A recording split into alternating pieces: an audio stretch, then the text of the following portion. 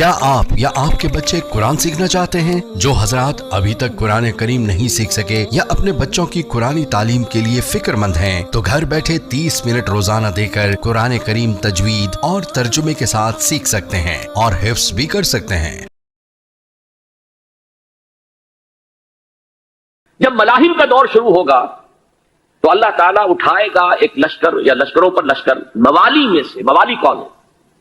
عربوں نے جب فتح کیا تھا اس پورے علاقے کو خلافت راشدہ کے دوران، اور پھر وہ لوگ جو ہے ایک رائے تو یہ تھی کہ غلام بنایا جائے ساری آبادیوں کو، لیکن یہ کہ حضرت عمر کا اجتہاد تھا، اس کے مطابق جو غلام نہیں بنایا گیا تو وہ موالی کی حیثیت رکھتے ہیں۔ عربوں میں دم نہیں ہے، موالی میں سے لشکر اٹھیں گے کہ جو در حقیقت حضرت مہدی کی حکومت کو قائم کرے گی۔ دوسری حدیث سنیے، عن عبداللہ بن الحارث رضی اللہ تعالی عنہ، اور یہ ابن ماجہ کی روایت ہے، قال قال رسول اللہ صلی اللہ علیہ وسلم یخرج الناس من المشرق فیوتئون للمہدی یعنی سلطانی۔ لشکر نکلیں گے، لوگ آئیں گے مشرق سے اور وہ حضرت مہدی کی حکومت کو جمائیں گے اور قائم کریں گے۔ اب ذرا نوٹ کیجئے کہ جزیرہ نماء عرب کے مشرق میں کون سے ملک ہیں؟ 3، ایران، افغانستان، پاکستان۔ یہ 3 سالڈ مسلم ممالک، مسلم آبادی اکثریت۔ ویسے تو یہ کہ آگے ہندوستان میں 20 کروڑ مسلمان ہیں، لیکن وہ 20 کروڑ جو ہے وہ تو 80 کروڑ کے اندر تحلیل ہو جاتے ہیں غیر مسلموں میں، لیکن یہاں جو معاملہ ہے یہ غالب اکثریت ہے۔ ان میں سے ایران کا معاملہ جہاں تک ہے، نمبر 1 یہ کہ وہ شیعہ عقائد کے حصار میں بند ہے، اس سے ادھر ادھر ہونا اس کے لیے ممکن نہیں۔ حدیث میں یہ بھی آتا کہ اصفہان سے 70,000 یہودی دجال کا ساتھ دیں گے، لیکن بہرحال خراسان ایک صوبہ ہے افغانستان کا اس وقت بھی شمال مشرقی کونے میں، مجھے امید ہے وہاں سے خیر کی، کیونکہ خراسان کا لفظ وہاں پہ شامل ہے، اور حضور کی حدیث میں بعد میں آپ کو سناؤں گا کہ خراسان سے فوجیں چلیں گی جو یروشلم کو دوبارہ حاصل کریں گی، فتح کریں گی۔ جیسے پہلے یروشلم کھویا عربوں نے تھا، دوبارہ حاصل کیا تھا کرد نے، کرد خون صلاح الدین ایوبی رحمۃ اللہ علیہ، ایسے اب پھر عربوں نے کھویا ہے، لیکن لینے والے خراسان سے لشکر آئیں گے۔ یخرج من خراسان رایات سود لا یردها شیء حتی تنصب بإیلیا۔ خراسان کے علاقے سے کالے علم لے کر لشکر چلیں گے جن کے رخ کو کوئی موڑ نہیں سکے گا جب تک کہ وہ جا کر یروشلم میں نصب نہ ہو جائے۔ اس کے بعد نام آتا ہے پاکستان کا۔ یہ ہے میری اور آپ کی داستان، اور یہ ہے سبب جس کی وجہ سے کہ میں آپ سے یہ گفتگو کر رہا ہوں۔ اصل میں تو کس لیے؟ محض ایک علمی استفادہ، محض اپنی بعض آراء کو ظاہر کرنے کا شوق نہیں، بلکہ یہ کہ اپنی ذمہ داری ہم پہچانے کہ ہم کس مقام پر کھڑے ہیں۔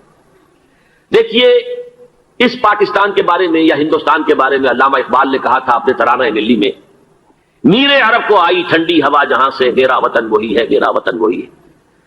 اور مجھے بتایا گیا کہ سنن ابی داؤد میں یہ روایت موجود ہے کہ حضور نے فرمایا کہ ہندوستان کی طرف سے مجھے ٹھنڈی ہوا آتی، اگرچہ مجھے وہ حدیث ابھی نہیں ملی ہے، لیکن حزب التحریر کا ایک کارڈ مجھے ملا تھا، تو اس میں اس حدیث کا اور اس میں ابن داؤد ابو داؤد کی روایت کا حوالہ موجود تھا۔ لیکن میں جو چیز آپ کو بتا چکا ہوں وہ یہ کہ الف ثانی کا پورا تجدیدی کارنامہ اس ہندوستان کی سرزمین میں ہوا۔ مجدد الف ثانی شیخ احمد سرندی، شاہ ولی اللہ دہلوی، سید احمد بریلوی، وہ تو ہمارے پاکستان میں آ کر جو ہے ان کا خون جذب ہوا ارض پاکستان میں۔ پھر شیخ الہند مولانا محمود حسن۔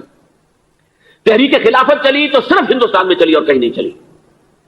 آزادی کی تحریک چلی پوری دنیا میں، وہ نیشنلزم کی بنیاد پر چلی، ملے نیشنلزم، عرب نیشنلزم، ٹرک نیشنلزم۔ ہمارے ہاں چلی تو اسلام کے نام پر پاکستان کا مطلب کیا؟ لا الہ الا اللہ۔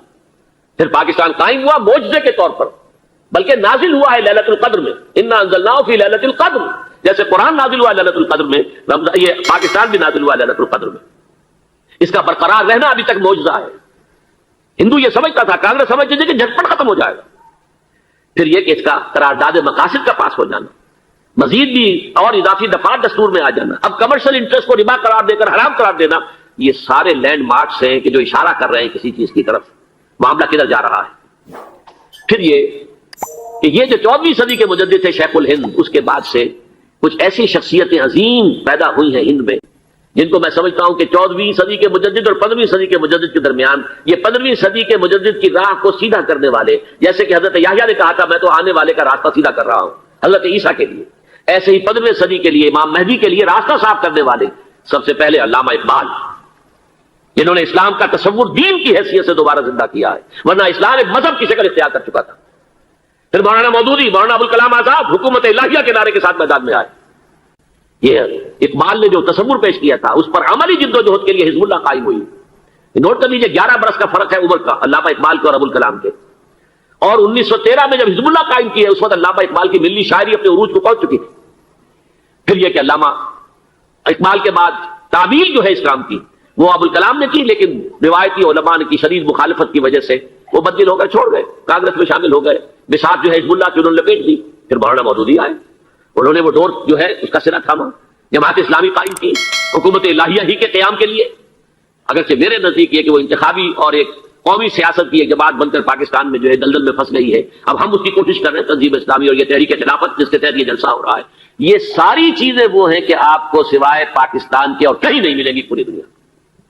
معلوم ہوتا ہے کہ پاکستان کو بہت بڑا رول پلے کرنا ہے اس میں، اور اس کے ساتھ اب جمع کر لیجئے افغانستان کی عمارت افغانستان، اسلامی عمارت افغانستان قائم ہو چکی ہے۔ یہ پچھلے 20 سالوں میں جو کچھ وہاں ہوتا رہا ہے اس سے پہلے تصور نہیں ہو سکتا تھا۔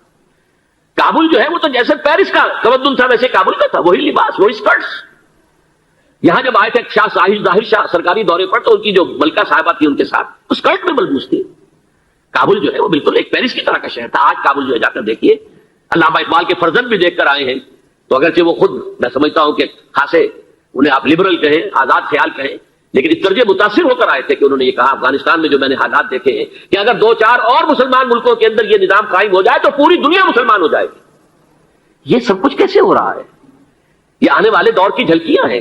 Coming events are casting their shadows before. یہ سب بتا رہے ہیں کہ پاکستان افغانستان کو مل کر اس میں کوئی عظیم رول پلے کرنا ہے۔ اور اس کے ضمن میں اب میں علامہ اقبال کے بارے میں آخری بات کہہ رہا ہوں۔ علامہ اقبال کے بارے میں عام یہ خیال ہے، انہوں نے اپنے خطبات میں مہدی کا اور نزول مسیح کا، حالانکہ میں کل پڑھ رہا تھا مولانا سعید احمد اکبر آبادی رحمۃ اللہ علیہ کا ایک مقالہ ان کا کہ علامہ اقبال نے ابن خلدون کے بارے میں یہ کہا ہے کہ مہدی کا اور نزول عیسیٰ کا دونوں کا انہوں نے انکار کیا ہے، حالانکہ ابن خلدون نے نزول عیسیٰ کا انکار نہیں کیا، صرف مہدی کا انکار کیا ہے۔ بہرحال علامہ اقبال نے خطبات میں انکار کیا ہے، لیکن یہ کہ اپنی شاعری کے اندر میں چیلنج کرتا ہوں کسی بڑے سے بڑے اقبال شناس کو، ان کا یہ شعر ذرا سنیے: خضر وقت از خلوت دشت حجاز آید بروں، کارواں زی وادی دور و دراز آید بروں۔ خضر وقت، امام وقت، رہنمائے وقت، قائد وقت، خلوت دشت حجاز، حجاز کی صحرا کی کسی خلوت گزینی سے نکل کر باہر آئیں گے۔ میں حیران ہوتا ہوں علامہ کے اس فکر پر اور اس مصرے پر۔ یہاں انہوں نے شیعہ اور سنی دونوں کے کانسیپٹ جمع کر دیے۔ شیعہ کا کانسیپٹ یہ چھپے ہوئے کسی غار میں وہاں سے برآمد ہوں گے، اور ہمارا کانسیپٹ میں ام سلمہ رضی اللہ تعالیٰ عنہ کی حدیث سنا چکا، چھپے ہوئے ہوں گے وہ وہاں پر، مدینے سے نکل کر آ کر مکے میں چھپ جائیں گے۔ اس خانہ جنگی کی حالت میں لوگ ان کی طرف دیکھ رہے ہوں گے، سوچتے ہوں گے انہیں میدان میں آنا چاہیے، کوئی پارٹ پلے کرنا چاہیے، امت کی رہنمائی کرنی چاہیے، لیکن وہ چھپیں گے، وہ کارے ہوں گے، وہ اس ذمہ داری کو قبول نہیں کرنا چاہیں گے، جا کے چھپ جائیں گے مکے میں، وہاں سے مکے والے انہیں نکالیں گے، اور وہ کارے ہوں گے، انہیں بالکل یہ پسند نہیں ہوگا کہ یہ ذمہ داری اٹھائیں۔ تو خضر وقت از خلوت دشت حجاز آیت بروں، کارواں زی وادی دور و دراز آیت بروں۔ کارواں جو چلے گا ان کی مدد کے لیے اس وادی دور و دراز، اس زی عظیم وادی دور و دراز، یہ وادی سندھ ہے۔ وادی سندھ جو ہے ہم سمجھتے ہیں کہ صرف یہ پاکستان اور پنجاب جو ہے یہ اس میں شامل ہے، سندھ اور پنجاب نہیں، افغانستان کا پورا مشرقی علاقہ اس میں شامل ہے۔ جیسے دریائے جہلم سندھ میں جا رہا ہے، جیسے دریائے گلگت سندھ میں آ کر ملتا ہے، جیسے دریائے چناب اور راوی اور جہلم اور یہ سب جا رہے ہیں اور آ رہے ہیں، اسی طرح دریائے کابل کہاں سے آ رہا ہے، دریائے گومل کہاں سے آ رہا ہے، ٹوچی کہاں سے آ رہا ہے، یہ سارا جو ہے ڈرین جو ہو رہا ہے، ایسٹرن جو ہے پارٹ آف افغانستان، یہ سب وادی ہے۔ اس وادی کے یہ دو حصے ہیں، ایک حصہ جو ہے یہ ادھر پاکستان میں ہے اور اسی وادی کا دوسرا حصہ جو ہے وہ افغانستان میں ہے۔ کارواں زی وادی دور و دراز آیت بروں، کارواں چلے گا یہاں سے، یخرج ناس من المشرق یؤتون للمہدی، یعنی سلطان ہی مشرق سے فوجیں چلیں گی کہ جو مہدی کی حکومت قائم کریں گی، اور یخرج من خراسان رایات و سود، اور خراسان سے سیاہ پرچم چلیں گے کہ جن کا رخ کوئی موڑ نہیں سکے گا، حتیٰ تنصب بیلیا، یہاں تک کہ وہ جا کر یروشلم کے اندر نصب ہو جائیں گے۔ حضرات، میں ایک میری گفتگو کا حصہ باقی تھا لیکن میں اسے چھوڑ رہا ہوں، اس لیے کہ گلوبلائزیشن جو اس کی ہوگی، جو خلافت علی منہاج النبوہ کی تجدید کامل حضرت مہدی کے ہاتھوں عرب میں ہوگی، اس سے پہلے اس کے لیے محنت، کوشش، جدوجہد پاکستان اور افغانستان میں ہو چکی ہوگی جو اسے سپورٹ کرے گی اور وہاں جا کر حکومت قائم کرے گی۔ اس کے بعد گلوبلائزیشن کا جو مرحلہ اس کا ہے وہ حضرت مہدی کے ہاتھوں نہیں ہے، وہ حضرت عیسیٰ ابن مریم ان کے نزول کے بعد ہے، جن کے نزول کے بعد دجال کا خاتمہ ہوگا اور یہودیوں کا استحصال ہوگا، مسلمانوں پر بھی بڑی تکالیف اربوں پر آئیں گی، شدائد آئیں گے، لیکن یہ وہ میں حصہ جو اپنی گفتگو کا آج چھوڑ رہا ہوں اس لیے کہ میں دیکھ رہا ہوں کہ بعض حضرات کا صبر کا پیمانہ اب لبریز ہو رہا ہے۔ تو میں اس حصے کو پھر ملتوی رکھتا ہوں کسی دوسری محفلوں کسی دوسری مجلس اور نشست پر. لیکن یہ کہ امام مہدی کی حکومت قائم کرنے کے لیے کون لوگ آئیں گے؟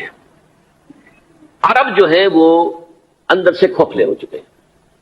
عیاشی نے، دولت نے، پیسے نے، دولت، پیسہ، عیاشی، اس کی وجہ سے کھوکھلے ہوئے. یہاں میں آپ کو دو حدیثیں سنانا چاہتا ہوں. بہت سے ہو گئے، آپ اطمینان سے تشریف رکھیے.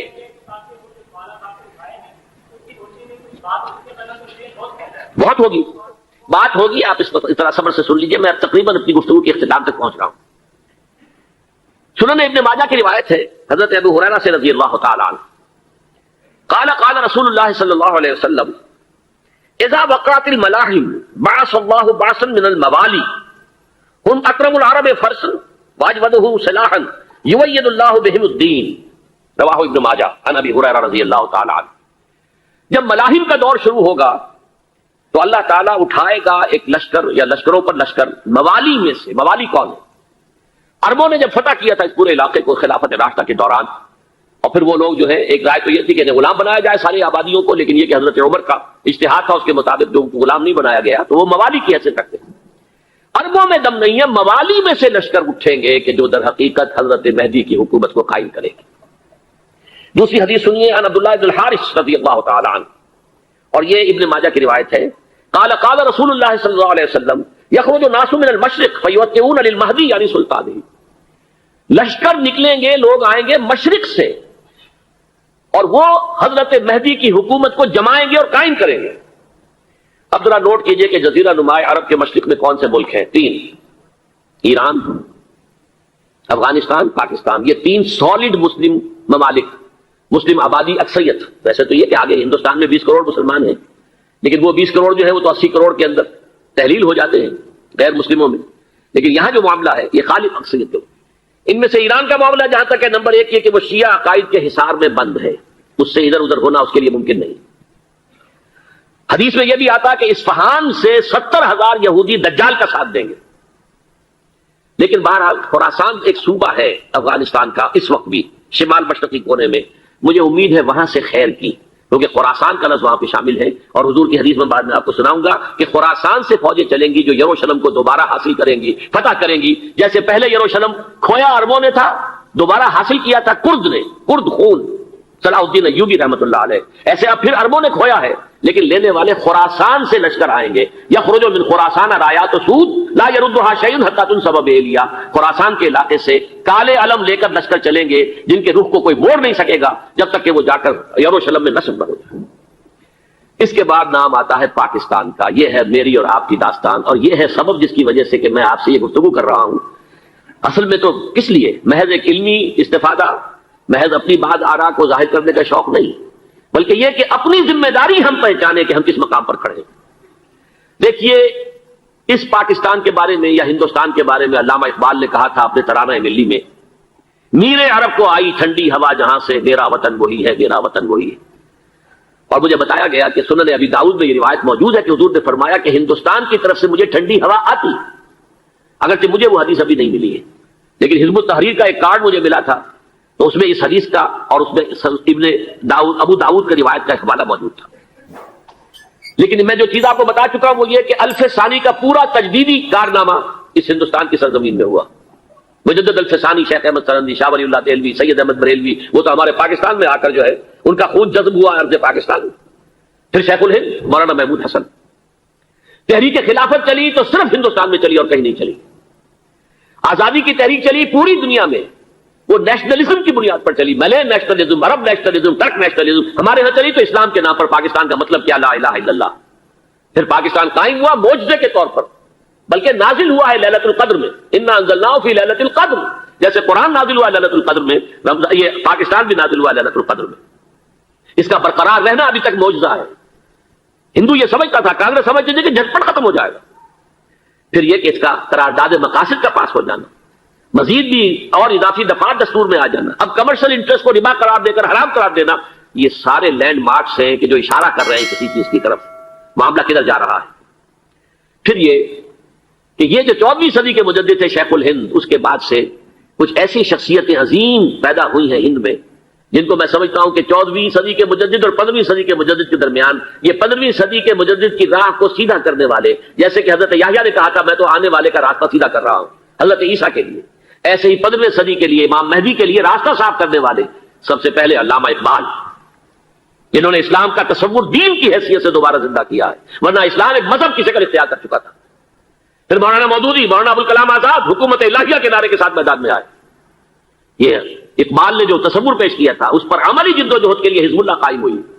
نوٹ کر لیجیے 11 برس کا فرق ہے عمر کا علامہ اقبال کے اور ابوالکلام کے، اور 1913 میں جب حزب اللہ قائم کی ہے اس وقت علامہ اقبال کی ملی شاعری اپنے عروج کو پہنچ چکی تھی۔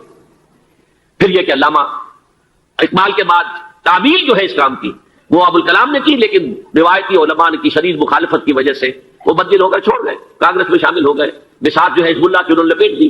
پھر مولانا مودودی آئے، انہوں نے وہ ڈور جو ہے اس کا سرا تھاما، جماعت اسلامی قائم کی حکومت الہیہ ہی کے قیام کے لیے۔ اگرچہ میرے نزدیک یہ کہ وہ انتخابی اور ایک قومی سیاست کی ایک جماعت بن کر پاکستان میں جو ہے دلدل میں پھنس گئی ہے، اب ہم اس کی کوشش کر رہے ہیں تنظیم اسلامی اور یہ تحریک خلافت جس کے تحت یہ جلسہ ہو رہا ہے، یہ ساری چیزیں وہ ہیں کہ آپ کو سوائے پاکستان کے اور کہیں نہیں ملے گی پوری دنیا۔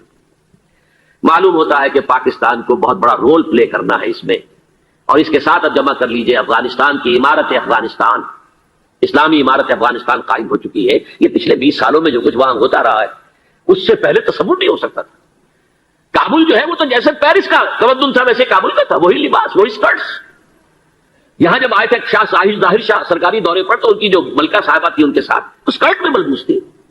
کابل جو ہے وہ بالکل ایک پیرس کی طرح کا شہر تھا۔ آج کابل جو ہے جا کر دیکھیے، علامہ اقبال کے فرزند بھی دیکھ کر آئے ہیں، تو اگرچہ وہ خود میں سمجھتا ہوں کہ خاصے انہیں آپ لبرل کہیں، آزاد خیال کہیں، لیکن اس درجے متاثر ہو کر آئے تھے کہ انہوں نے یہ کہا افغانستان میں جو میں نے حالات دیکھے ہیں کہ اگر 2-4 اور مسلمان ملکوں کے اندر یہ نظام قائم ہو جائے تو پوری دنیا مسلمان ہو جائے گی۔ یہ سب کچھ کیسے ہو رہا ہے؟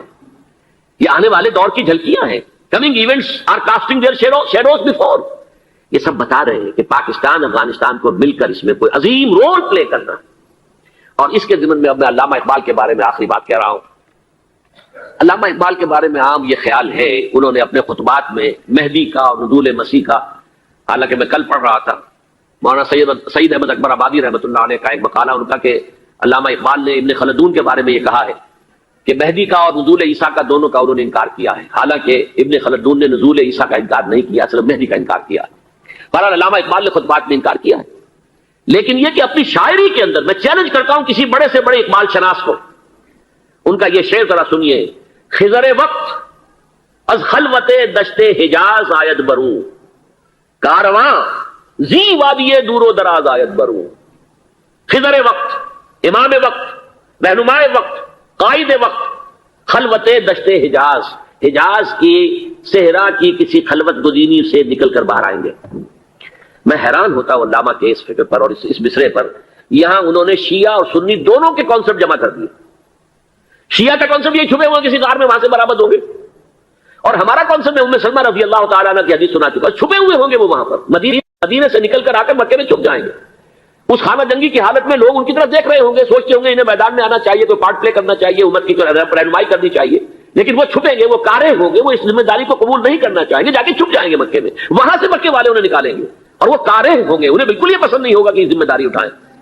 تو خضر وقت خلوت دشت حجاز آیت بروں، کارواں زی وادی دور و دراز آیت بروں۔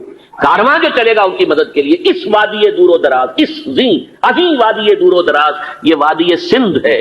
وادی سندھ جو ہے ہم سمجھتے ہیں کہ صرف یہ پاکستان اور پنجاب جو ہے یہ اس میں شامل ہے، سندھ اور پنجاب نہیں، افغانستان کا پورا مشرقی علاقہ اس میں شامل ہے۔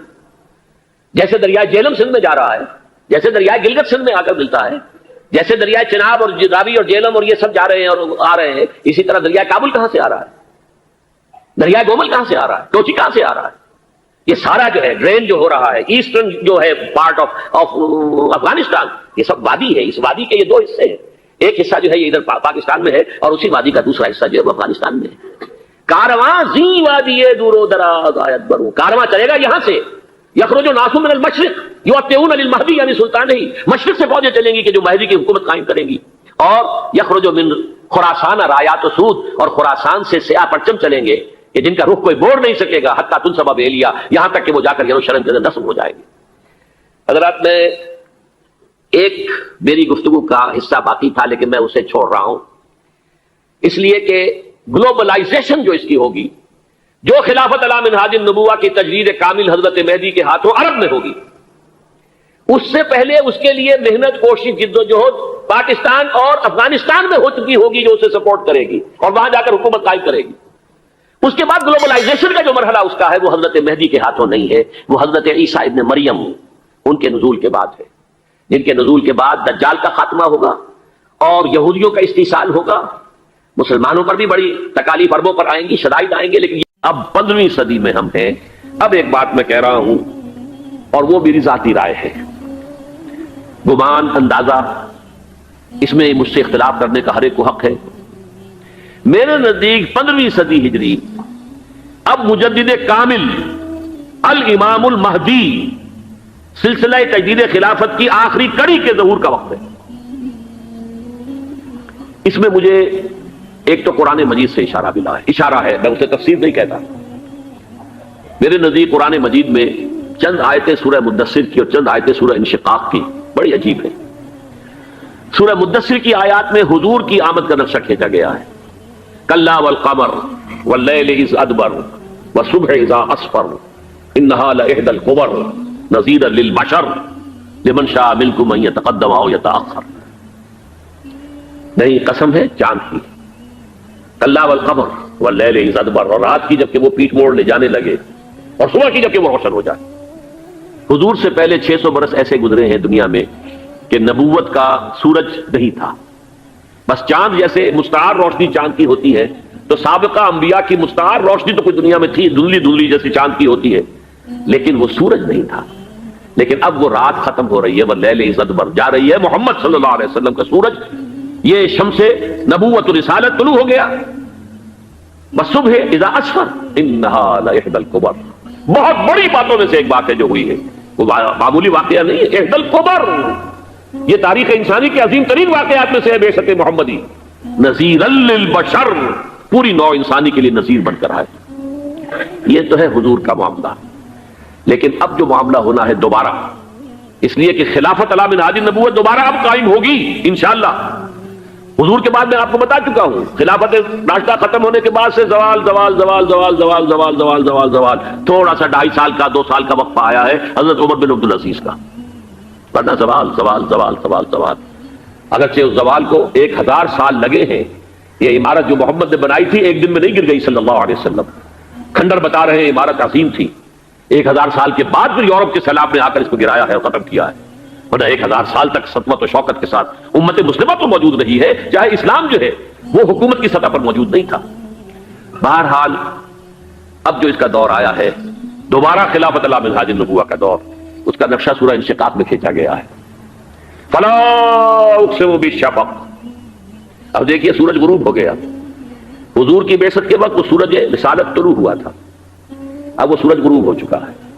سورج کے غروب ہونے کے بعد صرف روشنی رہ جاتی ہے شفق کی، سرخ سی، بس وہی باقی رہ گئی، اور باقی کیا رہ گیا؟ بدا الاسلام غریبا ویسعود کما بدا فطوبى للغرباء، فلا اقسم بالشفق واللیل وما وسق، رات کی سی تاریکی ہے اور جو کچھ اس نے اپنے اندر جمع کر لیا ہے، والقمر اذا اتسق، اور قسم ہے چاند کی جب کہ وہ بھر جائے، پورا بھرتا ہے کتنے دنوں میں؟ 14 دن میں۔ اور 14 صدیوں کے بعد اب پہلی صدی کا جس نے کہ تجدید کامل کی عمر بن عبدالعزیز، 14 صدیوں کے بعد اب 15ویں صدی میں الامام المہدی کے ظہور کا وقت قریب ہے۔ اب جو کچھ مجھے حضرت امام المہدی کے بارے میں کہنا ہے، دوبارہ اپنی بات دہرا رہا ہوں، یہ میرا ذاتی گمان ہے، اختلاف کیا جا سکتا ہے۔ میرا گمان یہ ہے کہ یہ اب جو مجدد آئیں گے وہ حضرت مہدی ہوں گے۔ پہلی بات تو یہ جان لیجئے کہ مہدی 2 ہیں، ایک شیعوں کے مہدی، ایک سنیوں کے مہدی، ان میں بڑا فرق ہے۔ شیعہ حضرات مہدی کو مانتے ہیں، وہ ان کے 12ویں امام ہیں، ان کے عقیدے کے مطابق انہیں پیدا ہونے کے فوراً بعد اس اندیشے سے کہ انہیں قتل کر دیا جائے گا ایک غار میں چھپا دیا گیا تھا، تقریباً 1200 برس سے وہ اس غار کے اندر ہیں، وہ روپوش ہیں، چھپے ہوئے ہیں، اسی لیے انہیں امام غائب کہا جاتا ہے، اور اب ان کا انتظار ہو رہا ہے اس لیے انہیں امام منتظر بھی کہا جاتا ہے۔ اس لیے شیعوں کے دارالعلوم جو ہوتے ہیں، دارالعلوم المنتظر، وہ اس لیے کہ ان کا انتظار کیا جا رہا ہے. تو یہ ہے، اب وہ ان کا خیال ہے کہ آخری دور میں، آخری زمانے میں وہ ظاہر ہو جائیں گے، غار سے نکل آئیں گے. دیکھیے میں اس عقیدے کو اس بنا پر رد نہیں کرتا کہ یہ ناممکن ہے کہ کیسے کوئی شخص جو ہے 1200 برس تک کسی غار کے اندر زندہ رہ سکتا ہے. نہیں، میں سمجھتا ہوں ممکن ہے. 300 برس تک اصحاب کہف رہے کہ نہیں رہے؟ سوئے رہے. 300 ایئرس ہم مانتے ہیں. حضرت عیسیٰ اسی حیات عرضی کے ساتھ 2000 سال سے موجود ہیں آسمان پہ کہ نہیں ہے؟ آپ کو معلوم ہے حضرت عزیر 100 برس تک مرنے کے بعد دوبارہ زندہ کر دیے گئے. فَأَمَاتَهُ اللَّهُ مِئَةَ عَامٍ ثُمَّ بَعَثَهُ. تو ناممکنات میں سے کوئی سوال پیدا نہیں ہوتا. لیکن یہ کہ آیا کوئی امامت معصومہ کا تصور قرآن اور حدیث سے ہمیں ملتا ہے؟ پھر یہ کہ یہ موروثی امامت کہ حضرت علی کی نسل جو حضرت فاطمہ سے چلی ہے اسی میں یہ امامت ہوگی، اس کے لیے ہمارے پاس کوئی دلیل نہیں ہے. ہم اس کو تسلیم نہیں کرتے. ہم تو سمجھتے ہیں کہ معصومیت ختم ہو گئی محمد الرسول اللہ صلی اللہ علیہ وسلم پر. خاتم المعصومین ہے محمد الرسول اللہ. اب ان کے بعد تو اجتہاد ہے اور خلافت ہے. عام معاملات میں اجتہاد ہوگا، نظام خلافت کا ہوگا. تو ہمارے نزدیک جو میں جس مہدی کا نام لے رہا ہوں وہ مہدی ہیں جو ایک مجدد ہوں گے، جیسے کہ مجددین کے نام میں نے آپ کو گنوائے ہیں. مجد الفسانی ہو، شاہ ولی اللہ ہو، سید احمد بریلوی ہو، شیخ الہند ہو. ایک ہوں گے انسان جو پیدا ہوں گے انسانوں کی طرح عام طور پر اپنی عمر کو، پختگی کو پہنچیں گے، پھر وہ سامنے آئیں گے منظر پر، پھر وہ کام کریں گے، قیادت کریں گے. عرب میں ان کا ظہور ہوگا. دوسری بات یہ نوٹ کر لیجئے حضرت مہدی کے بارے میں، ہمارے ہاں احادیث کے جو مجموعے ہیں، وہ جو ٹاپ کے 2 مجموعے ہیں، ان میں کہیں حضرت مہدی کا ذکر نہیں ہے، نہ صحیح بخاری میں نہ صحیح مسلم میں. لیکن ہم اسے نظر انداز نہیں کر سکتے کہ صحائح ستہ کی بقیہ 4 کتابوں کے اندر موجود ہیں، لہذا نظر انداز نہیں کر سکتے، اگنور کرنا ممکن نہیں ہے. اب اس میں میں چاہتا ہوں کہ کچھ حدیثیں آپ کو میں سناؤں جن میں حضرت مہدی کا تذکرہ کیا گیا ہے. پہلی ہے وعن عبداللہ ابن مسعود قال قال رسول اللہ صلی اللہ علیہ وسلم. حضرت عبداللہ ابن مسعود سے روایت ہے، وہ فرماتے ہیں کہ حضور نے ارشاد فرمایا لا تذهب الدنيا حتى يملك العرب رجل من اہل بیتی. یہ دنیا ختم نہیں ہوگی جب تک کہ عرب پر میرے اہل بیت میں سے ایک شخص کی حکومت قائم نہ ہو. اور آپ کو معلوم ہے کہ آج تک عرب پر حضور کے اہل بیت کی کوئی حکومت قائم نہیں ہوئی. اور جب قائم ہوئی بھی تھی حضرت علی کو اگر شمار کیا جائے، اس لیے کہ حضور نے وہ جو مشہور واقعہ ہے کہ ایک چادر میں لے لیا تھا حضرت علی کو اور حضرت فاطمہ اور حضرت حسنین کو، اللہم ہؤلاء اہل بیتی، اے اللہ یہ بھی میرے اہل بیت ہیں. تو حضرت علی کی بھی حکومت منعقد نہیں ہوئی، پورے عالم اسلام پر ان کی حکومت نہیں تھی، اس لیے کہ شام اور مصر دونوں صوبے جو ہیں انہوں نے ان کی اطاعت قبول نہیں کی تھی. اس حوالے سے یہ معاملہ ابھی ہونا ہے. لا تذهب الدنيا حتى يملك العرب رجل من اهل بيتي يواطئ اسمه اسمي. اس کا نام وہی ہوگا جو میرا نام ہے، یعنی محمد صلی اللہ علیہ وسلم. اور ان کا نام بھی، مہدی کا نام بھی محمد ہو. مہدی تو ان کا لقب ہے. یہ ترمذی میں بھی ہے، ابو داؤد میں بھی ہے، سنن ابی داؤد، جامع ترمذی. بلکہ ابو داؤد میں ایک اور روایت ہے، قال حضور نے فرمایا لو لم يبقى من الدنيا الا يوم. اگر دنیا کی زندگی میں سے کچھ بھی نہ بچے سوائے ایک دن کے، لطول اللہ تعالی ذلك اليوم، تو اللہ تعالیٰ اس دن کو لمبا کر دے گا، حتی یبعث فیہ رجلا منی، یہاں تک کہ میرے خاندان میں سے ایک شخص کو اٹھائے گا، من اہل بیتی، میرے اہل بیت میں سے، یواطئ اسمہ اسمی و اسم ابی ہے اسم ابی، جس کا نام میرے نام پر ہوگا، جس کی والد کا نام میرے والد کے نام پر ہوگا، محمد ابن عبداللہ ان کا نام ہوگا. اور وہ یملأ الارض قسطا وعدلا کما ملئت ظلما وجورا، وہ سرزمین عرب کو عدل اور انصاف سے اسی طرح بھر دیں گے جیسے کہ وہ ظلم اور زیادتی سے بھر چکی ہوگی. دوسری روایت ہے حضرت ابو سعید خدری رضی اللہ تعالیٰ عنہ سے، حضور نے فرمایا المہدی منی اجل الجبہۃ اقن الانف یملأ الارض قسطا وعدلا کما ملئت ظلما وجورا یملک 7 سنین، رواہ داؤد. کہ مہدی مجھ میں سے ہوں گے بڑی روشن پیشانی والے اور بڑی کھڑی ناک والے، وہ زمین کو بھر دیں گے انصاف سے اور عدل سے جیسے کہ وہ ظلم سے بھری ہوئی ہوگی، اور وہ 7 برس تک حکومت کریں گے. عرب میں خالص خلافت علی منہاج النبوہ کا نظام حضرت مہدی کے ہاتھوں قائم ہوگا اور 7 برس تک قائم رہے گا عرب کے اندر. اس کا اگلا مرحلہ میں بعد میں بیان کروں گا. تیسری روایت ہے، اور اس کو میں اس لیے خاص طور پر سنا رہا ہوں کہ اس میں وہی الفاظ آئے ہیں جو میں نے ابتدا میں حدیث آپ کو سنائی تھی، اس کے الفاظ ہیں. عن ابی سعید قال ذکر رسول اللہ صلی اللہ علیہ وسلم بلان یصیب هذه الامہ حتی لا یجد الرجل ملجا یلجا الیہ من الظلم. حضور نے ذکر فرمایا کہ ایک دور ایسا آئے گا انتہائی ابتلا اور آزمائش اور مصائب کا کہ کسی شخص کو کوئی سر چھپانے کی جگہ نہیں ملے گی اس ظلم سے اپنے آپ کو بچانے کے لیے. فَيَبْعَثُ اللَّهُ رَجُلًا مِنْ عِتْرَتِي وَأَهْلِ بَيْتِي، تو پھر اللہ میرے خاندان میں سے، میرے اہل بیت میں سے اٹھائے گا ایک شخص کو.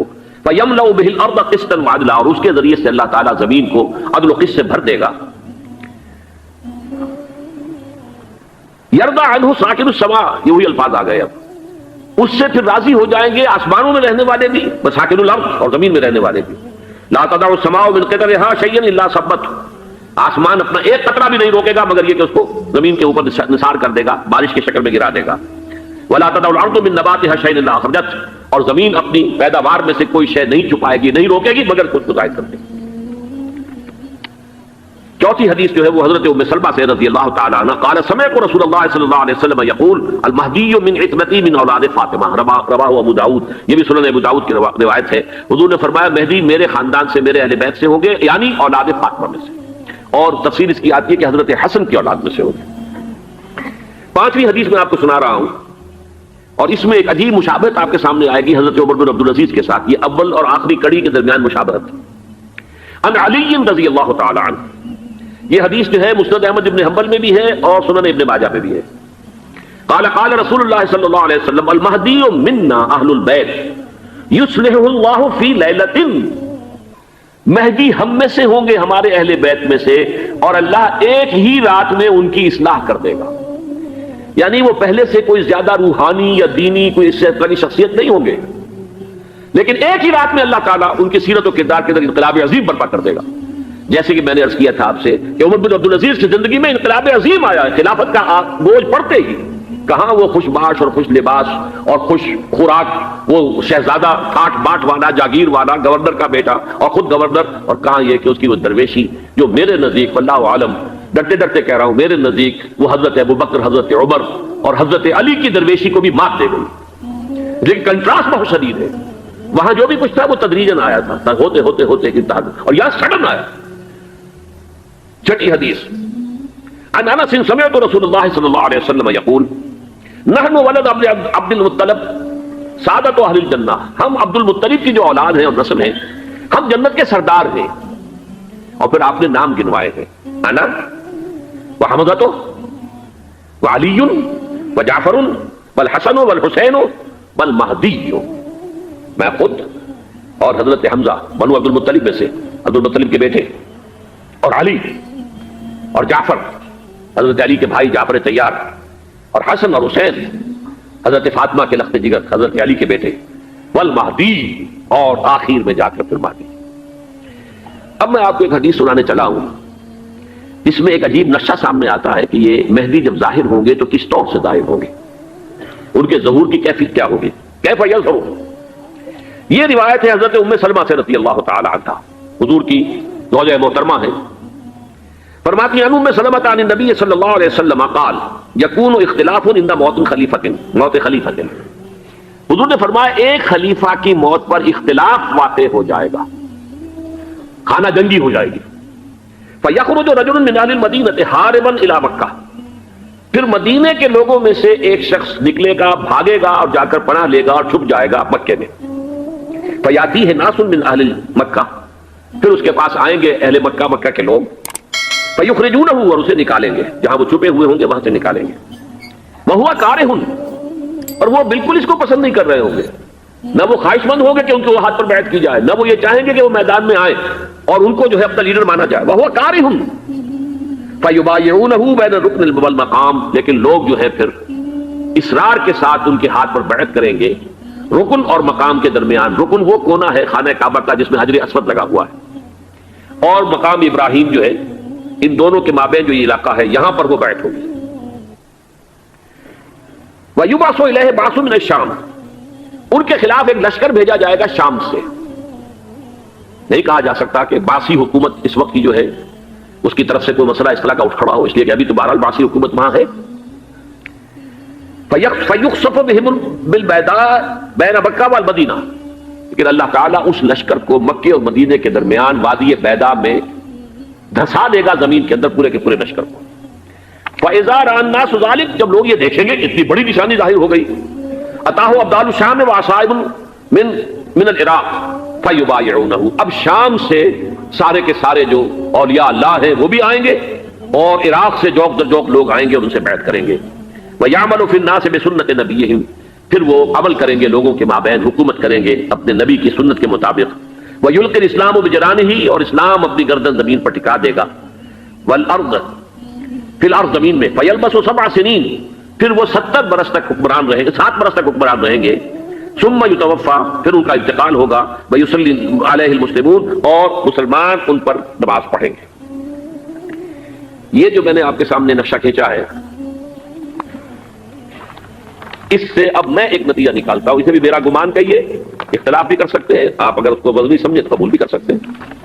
وہ یہ ہے کہ میرے نزدیک شاہ فہد کے انتقال پر لا محالہ یہ صورتحال پیدا ہو جائے۔ ولی عہد وہاں ہے عبداللہ بن عبدالعزیز، امریکہ کو وہ پسند نہیں کرتے اور امریکہ انہیں پسند نہیں کرتا، یہ بالکل تشخص بام ہے۔ امریکہ نے لازماً جس طریقے سے اپنے پنجے گاڑے ہیں سعودی عرب کے اندر، اپنا فوجی اڈا بنایا ہے، تو آسانی کے ساتھ وہاں سے اپنے پنجے ہٹانے کے لیے تیار نہیں۔ ایک حدیث میں آتا ہے قرن الشیطان، نجد سے شیطان کا سینگ برآمد ہوگا، وہ شیطان کا سینگ ہے، جو میزائل وہاں پر لگے ہوئے ہوں گے اس وقت، در حقیقت وہ سارے کے سارے جو ہیں وہ شیطان کے سینگ ہیں۔ بہرحال کوشش وہ کرے گا کہ جیسے کہ اس نے جارڈن میں کیا، کتنے عرصے سے وہاں شاہ حسین کا چھوٹا بھائی حسن جو ہے وہ ولی عہد تھا، عین وقت کے اوپر آ کر، اور پتہ نہیں کیسی کیسی دوائیاں دے کر اسے لے کر آئے ہیں شاہ حسین کو، مرتے ہوئے کو تھوڑی دیر زندہ رکھنے کے لیے، اور وہ تبدیلی کروا کر جو ہے واپس لے گئے ہیں۔ تو یہ معاملہ ہوا ہے، تبدیلی کروا دی، وہاں تو ہو گئی آرام سے، کوئی بات نہیں۔ بحرین میں بھی غالباً ایسا ہی معاملہ ہوا ہے، واللہ عالم، مجھے یاد پڑتا ہے کہ وہ چاہتے ہیں کہ ہمارا پسند کا آدمی آئے۔ اگر سعودی عرب میں یہ کام کیا گیا تو اس کا لازمی نتیجہ خانہ جنگی ہوگا، اس لیے کہ وہاں کی روایت کی بڑی سخت ہے، بڑی پختہ ہے۔ پھر یہ کہ وہاں جو ہے امیر عبداللہ جو ہے، جو وہاں پر اگرچہ سپہ سالار وہ نہیں ہے، کمانڈر ان چیف وہ نہیں ہے، کمانڈر ان چیف تو کوئی اور ہے، لیکن الحرس الوطنی جو ہے، نیشنل گارڈز، بہت بڑی فورس ہے وہ، اصل بیڈوین فورس جو ہے صحرا کے لوگوں کی، عرب فورس، وہ در حقیقت الحرس الوطنی ہے، نیشنل گارڈ ہے، اور اس کا کمانڈر ان چیف یہ ہے امیر عبداللہ۔ تو لازماً یہ شکل جو ہے پوری ہو کر رہے گی۔ جیسے ہی یہ معاملہ ہوا شاہ فہد کے انتقال کا، تو یہ اختلاف ہوگا، خانہ جنگی ہوگی، پھر کوئی اللہ کا بندہ جو ہوگا۔ میرے نزدیک، میں آج سے کوئی 6-7 سال پہلے سالانہ اجتماع تھا تنظیم اسلامی کا راولپنڈی میں، میں نے اس وقت وہاں کہا تھا، اس سے ذرا اخبارات میں بھی کچھ وہ کنٹروورسی آئی تھی کہ میرے نزدیک امام مہدی پیدا ہو چکے ہیں، ان کے ظہور کا وقت قریب ہے۔ اور اس کی تھوڑی سی بات میں مجھے معلوم ہوا کہ جین ڈکسن غالباً نام ہے امریکن اس کا، جس نے یہ پیشن کوئی خبر دی تھی کہ 1962 میں عالم عرب میں ایک بچہ پیدا ہوا ہے کہ جو وہاں کا نقشہ بدل کر رکھ دے گا۔ یہ جین ڈکسن کی غالباً پیشن گوئی ہے۔ بہرحال مجھے اس کی پیشن گوئی سے کوئی دلچسپی نہیں ہے، میں تو جو احوال دیکھ رہا ہوں، یعنی اسرائیل کا قائم ہو جانا، اور اس کے بعد اب یروشلم کا مسلمانوں کے ہاتھوں سے نکل جانا، اور اب گویا کہ وہ الملحمۃ العظمیٰ جو ہے تلی کھڑی ہے، کسی بھی وقت جو ہے یہ جو ہے وہ لاوا پھٹ سکتا ہے، آتش فشاں پھٹ سکتا ہے۔ تو یہ تمام حالات ایسے ہیں کہ جن کی وجہ سے میں سمجھتا ہوں کہ ایک تو جو قرآن مجید کے اشارات میں نے آپ کو بتائے، 14 صدیاں، 14 دن میں چاند کا پورا ہونا، والقمر اذا اتسق، 14 دن میں 14ویں کا چاند۔ اسی طرح یہ 14 صدیوں کے بعد یہ صدی جو 15ویں صدی ہے، یہ در حقیقت ظہور امام مہدی کی صدی ہے۔ لیکن یہ کہ امام مہدی کی حکومت قائم کرنے کے لیے کون لوگ آئیں گے؟ عرب جو ہے وہ اندر سے کھوکھلے ہو چکے ہیں، عیاشی نے، دولت نے، پیسے نے، دولت، پیسہ، عیاشی، اس کی وجہ سے کھوکھلے ہو چکے۔ یہاں میں آپ کو 2 حدیثیں سنانا چاہتا ہوں۔ بہت سے ہوئے، آپ اطمینان سے تشریف رکھیے۔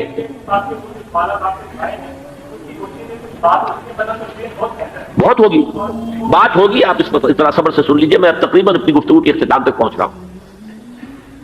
سنن ابن ماجہ کی روایت ہے حضرت ابو ہریرہ سے رضی اللہ تعالی عنہ، قال رسول اللہ صلی اللہ علیہ وسلم اذا وقعت الملاحم بعث اللہ بعثا من الموالی هم اکرم العرب فرسا واجودہ سلاحا یوید اللہ بہم الدین، رواہ ابن ماجہ عن ابی ہریرہ رضی اللہ تعالی عنہ۔ جب ملاحم کا دور شروع ہوگا تو اللہ تعالیٰ اٹھائے گا ایک لشکر یا لشکروں پر لشکر، موالی میں سے۔ موالی کون ہے؟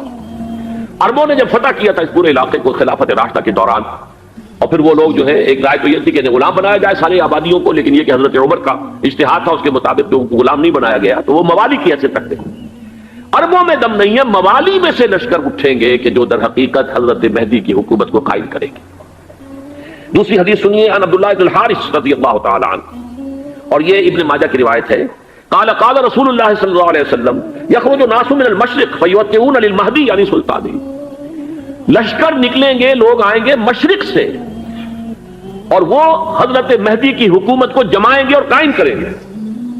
اب ذرا نوٹ کیجئے کہ جزیرہ نما عرب کے مشرق میں کون سے ملک ہیں؟ 3، ایران، افغانستان، پاکستان، یہ 3 سالڈ مسلم ممالک، مسلم آبادی اکثریت۔ ویسے تو یہ کہ آگے ہندوستان میں 20 کروڑ مسلمان ہیں، لیکن وہ 20 کروڑ جو ہے وہ تو 80 کروڑ کے اندر تحلیل ہو جاتے ہیں غیر مسلموں میں، لیکن یہاں جو معاملہ ہے یہ خالص اکثریت کے۔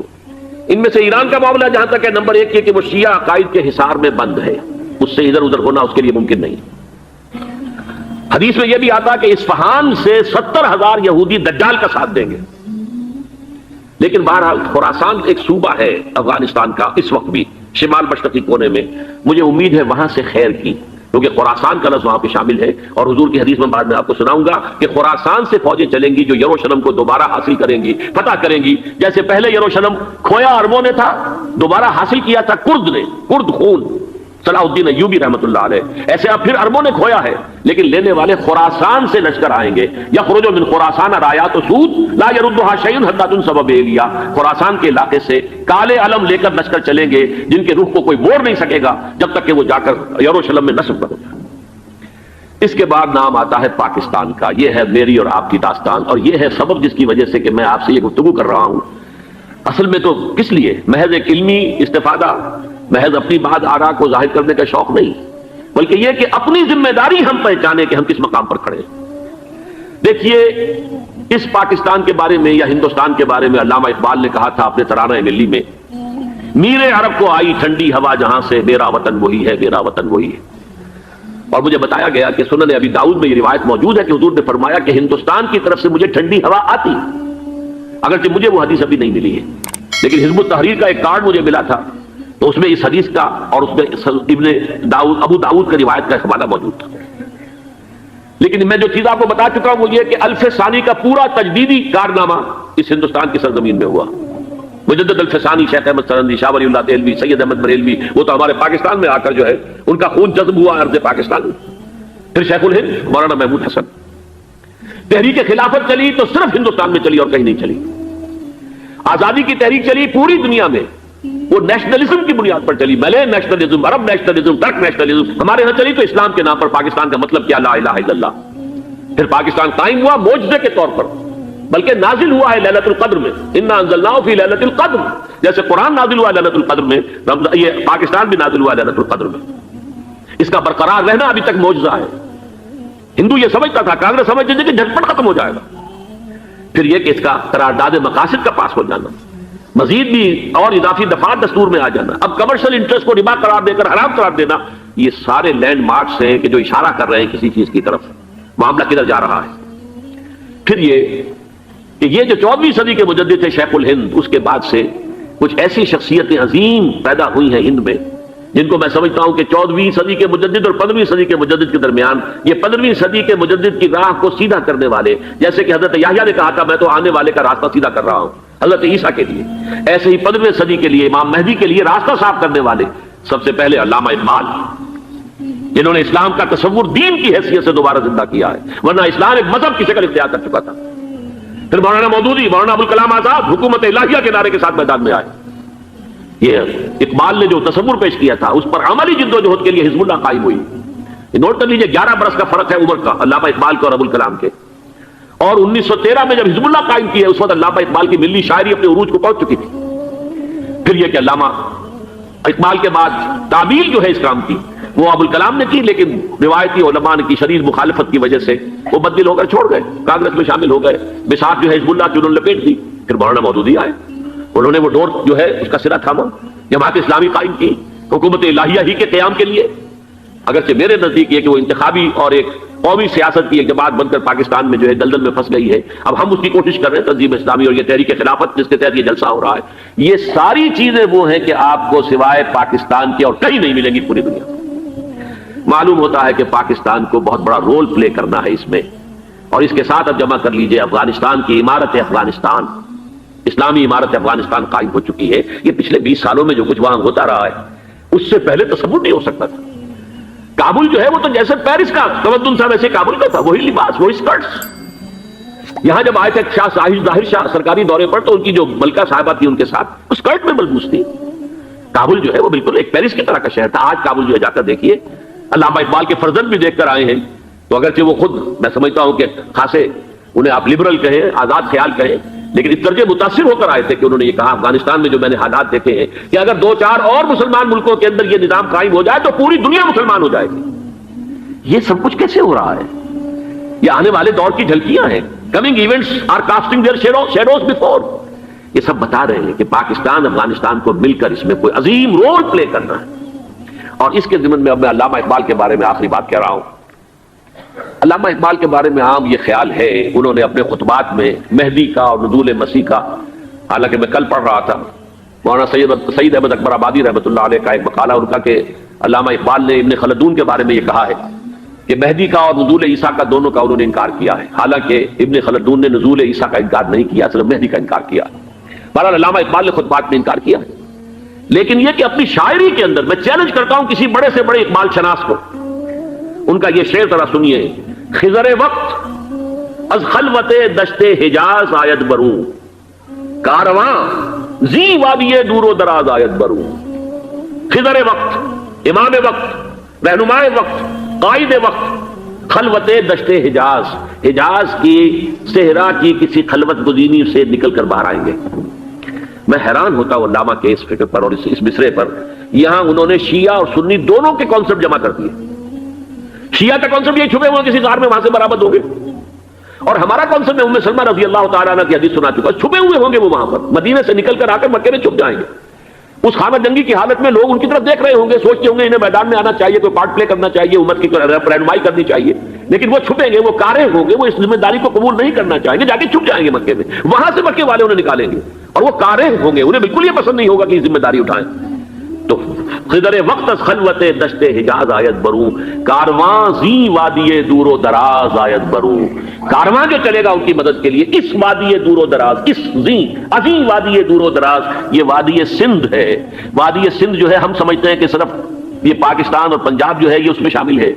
سندھ اور پنجاب نہیں، افغانستان کا پورا مشرقی علاقہ اس میں شامل ہے. جیسے دریائے جہلم سندھ میں جا رہا ہے، جیسے دریائے گلگت سندھ میں آ کر ملتا ہے، جیسے دریائے چناب اور راوی اور جہلم اور یہ سب جا رہے ہیں اور آ رہے ہیں، اسی طرح دریائے کابل کہاں سے آ رہا ہے، دریائے گومل کہاں سے آ رہا ہے، ٹوچی کہاں سے آ رہا ہے. یہ سارا جو ہے ڈرین جو ہو رہا ہے، ایسٹرن جو ہے پارٹ آف افغانستان، یہ سب وادی ہے. اس وادی کے یہ 2 حصے ہیں. ایک حصہ جو ہے یہ ادھر پاکستان میں ہے اور اسی وادی کا دوسرا حصہ جو ہے وہ افغانستان میں ہے.